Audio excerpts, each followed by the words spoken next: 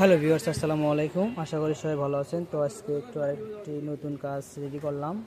তো একটি এমপ্লিফায়ার, যেটা একটি 16 ইঞ্চি স্পিকার চালানো হবে। তো আমি এইভাবে রেডি করেছি।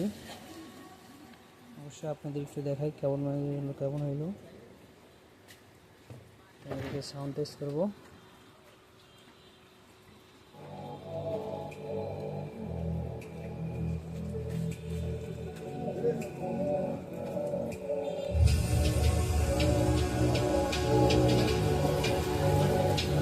ফুল বেস, ফুল ট্রিবল।